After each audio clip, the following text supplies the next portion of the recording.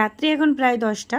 তো খাওয়া দাওয়া কমপ্লিট করে নিয়েছি, কালকে যাব মার্কেটে গেলে তো বাড়ির কাজ কমপ্লিট করে যেতে হবে। আর এই বর্ষাতে ডুবে যাওয়া বাড়ির অবস্থা দেখতে পাচ্ছি, তবুও মোটামুটি শুকনো শুকনো হয়েছে। তো দেখো গ্যাসের এখানটা পরিষ্কার করে নিয়েছি, আর এখানে যে এঁঠো বাসনগুলো নিয়ে যাব ধোয়ার জন্য। আমাদের এই দিকটা এখনো মানে বাড়ির এই দিকটা এখনো জল কমেনি। চলো ওইদিকে বর্দি ভাইদেরও থালা বাসন ধোয়া চলছে, আর এদিকে আমি ধোয়াধুয়ি করব। যদি মার্কেটের ভিডিও বানাতে না যাই তবে খুব কম রাত্রিতে ধুই থালা বাসন, সকালবেলা ধোয়া। আর যেদিন মার্কেটের ভিডিও বানাতে যাই তার আগের দিন সমস্ত কিছু ধুয়ে পরিষ্কার করে গুছিয়ে দিয়ে যেতে হয়। কারণ 1 নম্বর আমার তো বাড়িতে আর কাজ করার কেউ নেই সেরকমই।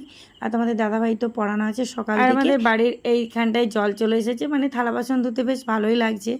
বাট জলটা না খুব ঠান্ডা। তো এইখান দিয়ে আমাদের পুকুরের যে অংশটা আছে মানে ওইখানে জলটা পরিষ্কার, যার জন্য ধুয়ে নিচ্ছে। আবার এই ধুয়ে নেওয়া বাসনগুলো আবার আমরা ভালো জলে দিকে দেখো ঘরদোর মোটামুটি ঝাড়ু দিয়ে পরিষ্কার করেছি। আর ঘরদোরের অবস্থা